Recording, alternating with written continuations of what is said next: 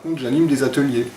Ça m'est arrivé beaucoup d'intervenir, par exemple, au Centre national des arts du cirque, à Châlons-en-Champagne, Oui. où, ça s'est arrêté cette année pour des raisons budgétaires, mais depuis une dizaine d'années, avec des collègues de la compagnie du Tirlem, dans laquelle je travaille depuis 10 ans, on était en charge de former les jeunes circassiens à une pratique instrumentale de groupe, d'ensemble.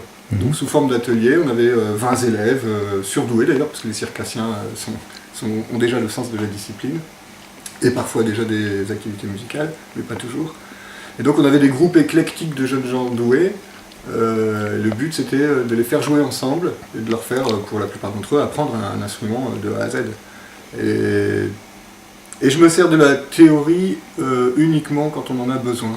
C'est-à-dire que je fais vraiment l'inverse de ma toute première expérience. Je ne leur parle même pas de la théorie d'Anheuser, mais par contre je leur explique à chacun comment fonctionne leur instrument, quelle est la logique qui fait qu'on appuie sur tel bouton ou qu'on souffle de telle manière pour avoir pour telle note. Voilà.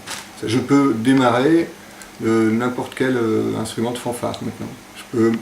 Je joue pas très bien du tuba, j'en jouerai jamais très bien, mais j'en joue suffisamment pour pouvoir expliquer à un trompettiste, par exemple, comment fonctionne, à un trompettiste débutant, comment fonctionne sa trompette, pourquoi quand il appuie là, il va avoir telle échelle de notes à sa disposition, etc. Donc ça c'était mon premier succès quand je suis rentré en 6e. J'avais fait bonne impression au professeur de musique.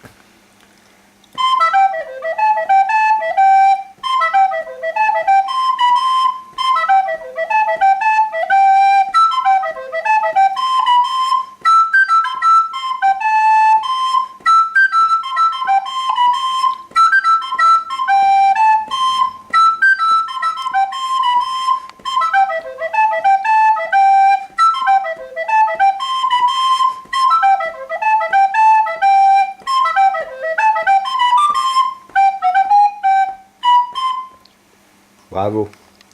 Il y en a qui vont être écœurés.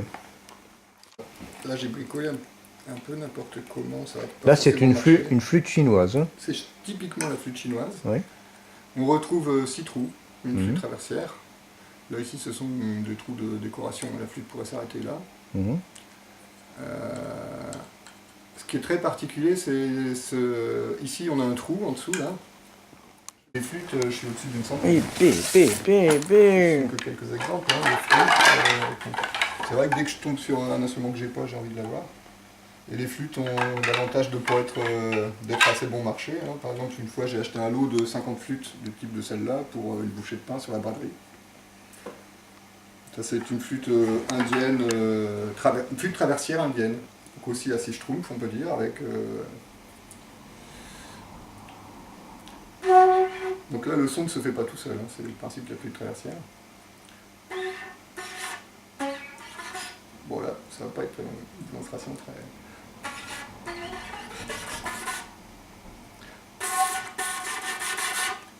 Bon, celle-ci, elle est un petit peu difficile. Voilà, on a une finition un peu plus élaborée, avec des doigtés plus ergonomiques, et la présence d'un 7e trou, donc on est plus sur la flûte à 6 trous, mais ça reste assez proche.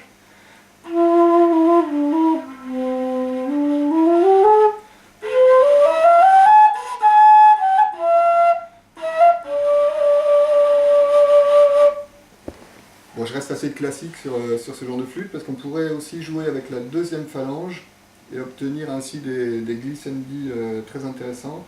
Et je ne maîtrise pas bien cette technique, hein. Moi je mets le bout des doigts. Est-ce qu'on a une petite flûte indienne qui marche, peut-être celle-ci?